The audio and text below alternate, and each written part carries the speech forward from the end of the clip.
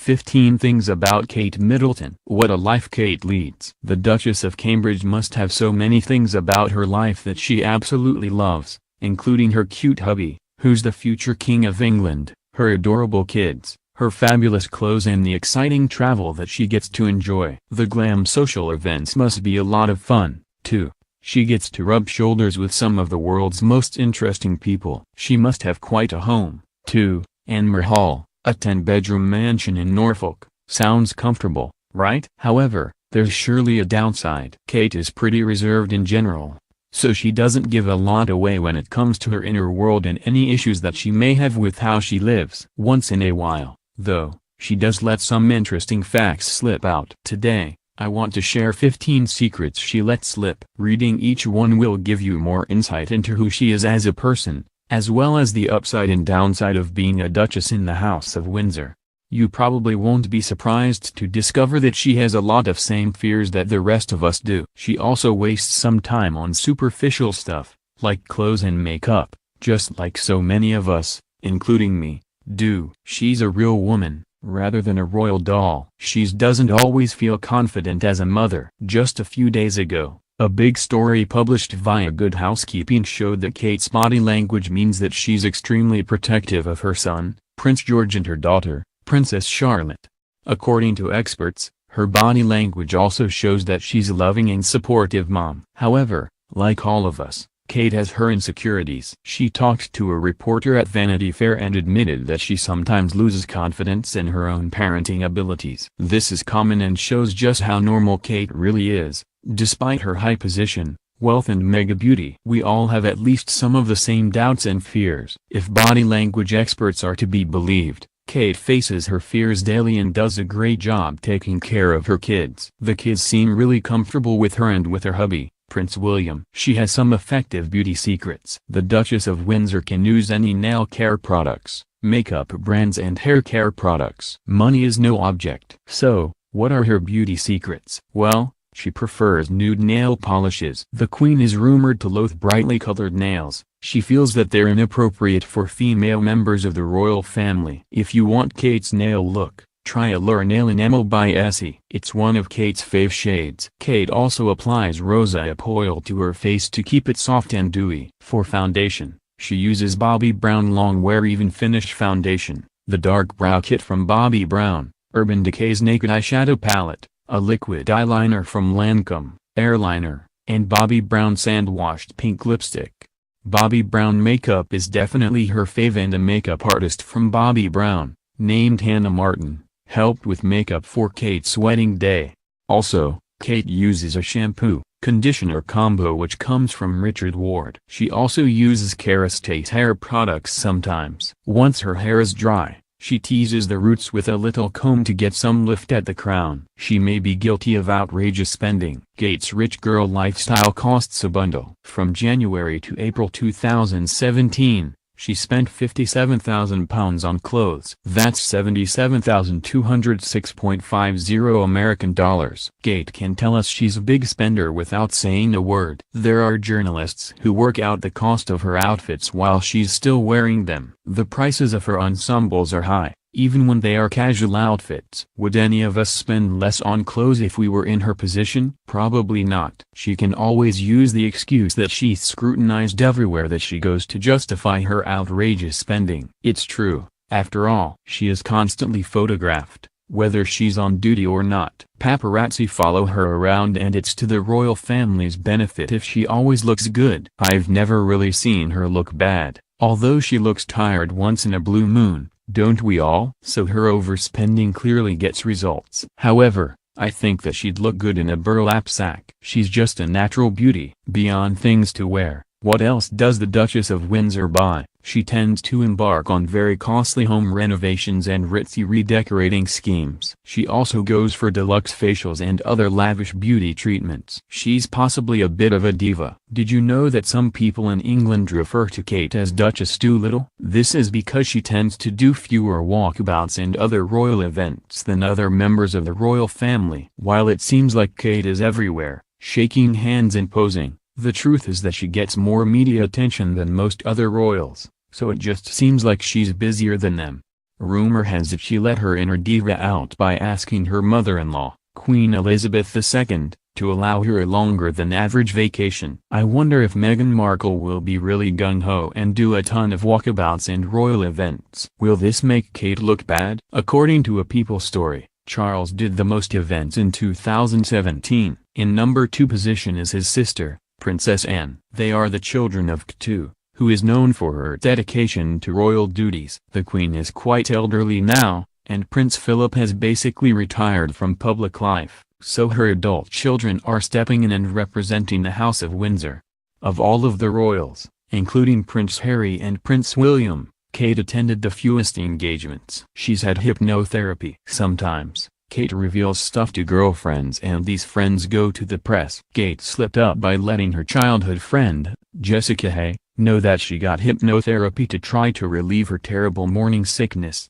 The morning sickness was so bad that she developed aversions to common foods that she used to eat without a problem. Hay shared this tidbit about the Duchess of Windsor with an Aussie mag. It's unclear how Kate responded to her buddy talking about her to the media. Probably, she didn't like it much. Pregnancy morning sickness, which is really serious, is known as hyperemesis gravidarum or Hg. Kate had it while she was pregnant with Prince George and was unlucky enough to have it again while carrying Princess Charlotte. She has it now during her 3rd pregnancy, too. Her morning sickness symptoms have eased now, so she can hopefully enjoy the rest of her pregnancy. Her 3rd child is due in spring of this year. And spring is wedding time for Meghan Markle and Prince Harry. Should be a busy time in the Duchess of Windsor's life. She tries trendy diets. Kate seems naturally thin. How hard she works to look the way that she does, and how much is just good genes, is hard to say. However, her daily diet is proof positive that she usually sticks to eating the healthy way. For example, she's reportedly fond of the trendy raw diet. She does it sometimes to access health benefits. With the raw food diet, food isn't cooked,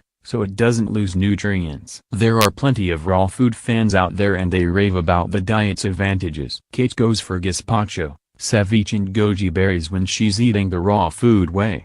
She gets fluids from almond milk. When she's focused on getting thinner, she generally uses another type of diet, which is high in protein and low in carbs. This diet is called the Dukan diet and she went on it before she got married. You can probably remember just how skinny she was on her wedding day. She looked supremely elegant in her Sarah Burton for Alexander McQueen bridal gown. She can't eat shellfish. According to a BBC report, Kate and other members of the royal family are advised to avoid shellfish at public events. That's because it's more likely to trigger food poisoning. Royals are also told to stay away from meat which isn't cooked past the rare stage and to avoid tap water while they're visiting other nations. They also tend to stay away from really spicy or exotic fare. The Queen, who is ever dutiful, follows these royal traditions all of the time. However, it's said that some of the younger members of the House of Windsor flout the rules now and then. Does Kate, who is rumored to adore prawns, sneak one in sometimes while she's out for dinner,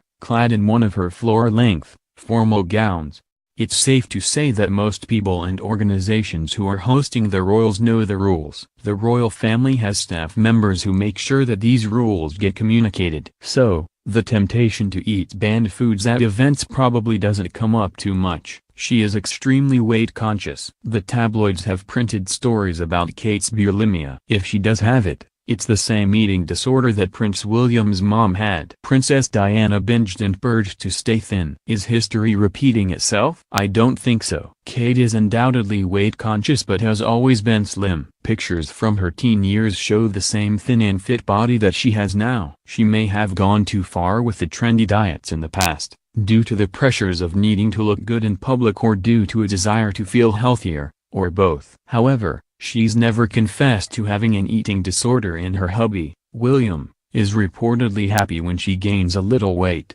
William's mom was bulimic, so Prince William is probably extra sensitive about the issue of eating disorders. He said he was proud of his mother for being open about her problem. He would support Kate if she was open about the same thing. But Kate has never said she's anorexic or bulimic or anything like that. She's never denied caring about her weight, though. Her diet secrets are out there, so she does care. She gets mad at Prince William sometimes. Last year, Prince William cut loose on holiday in the Swiss Alps with a bunch of buddies. It was a ski trip where people partied and got some fresh air on the slopes. Unfortunately, during the guys' getaway, William was photographed with a blonde model from Australia. Her name is Sophie Taylor. Prince William's arm was around her in one photo. While it probably meant nothing, and the model says it didn't mean anything, the press went nuts and Kate reportedly let it slip to her inner circle that she wasn't too happy. He was also caught dancing with the model and another pretty female during the same trip. The problem is that some people who were in the same nightclub as William and his buddies filmed the royal posse secretly. These sneaky videographers probably saw dollar signs when they spied William grabbing the blonde's hat to flirt with her. Did they sell their footage for big bucks? No wife wants to see photos and video of her husband doing that. It's just not nice. Kate does get mad at William sometimes, and this was surely one of those times. A Vanity Fair story indicated that Kate was less than pleased with the whole skip trip fiasco. The phone hacking scandal terrified her.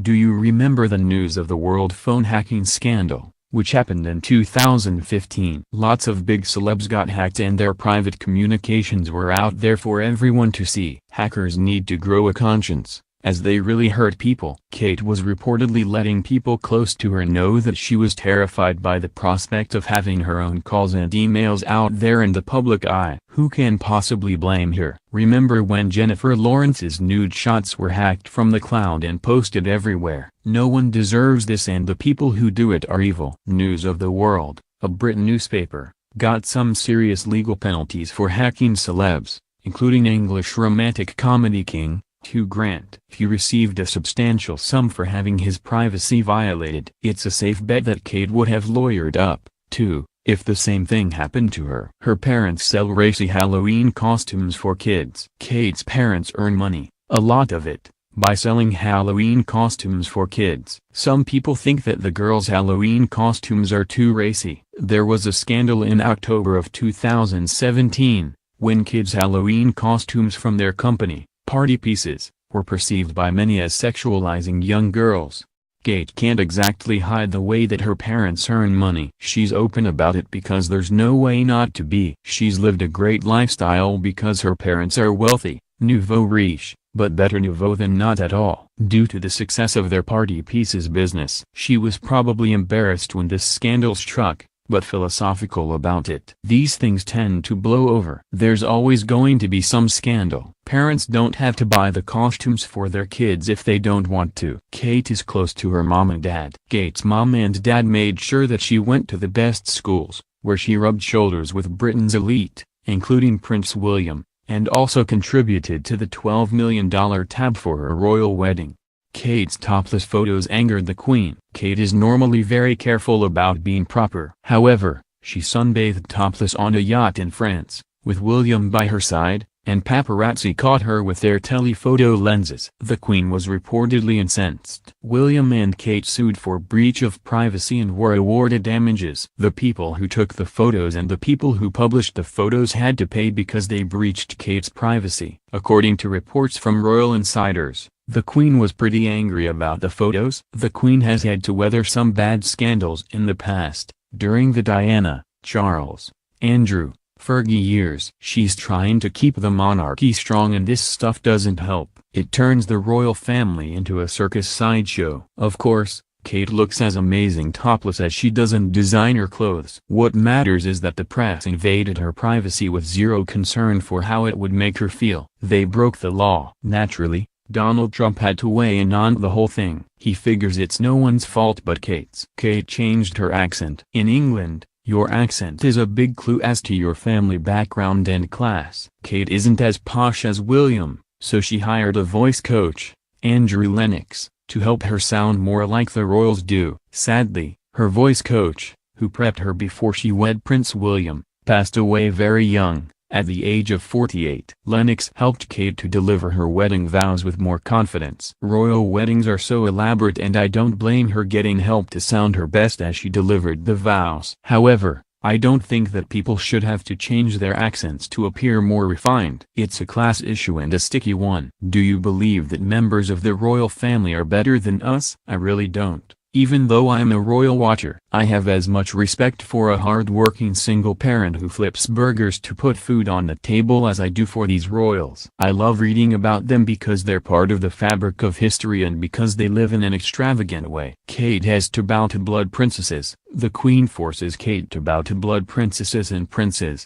including Prince Andrew and Fergie's daughters. I wonder if Kate enjoys this. She can't hide it, as she has to do it in public. Does it feel a bit humiliating? Maybe she doesn't mind curtsying to the Queen, but what about Andrew's daughters? Oh well, it's surely a small price to pay for being a part of the wealthy and prestigious family. Kate gets special treatment 24/7, so I guess she can give a few other people special treatment, too. Princess Margaret was renowned for making everyone follow royal protocol, even in situations where people weren't royalists and weren't comfortable with it. Kate doesn't seem to be that intense about getting royal treatment. Probably because Kate didn't grow up a princess. Kate talks too much during walkabouts. Apparently, the royal family give Kate grief for chatting with too many people during walkabouts. She's supposed to move along faster. I think this is sweet, rather than a drawback. She's getting caught up chatting with regular people. That's not wasting time.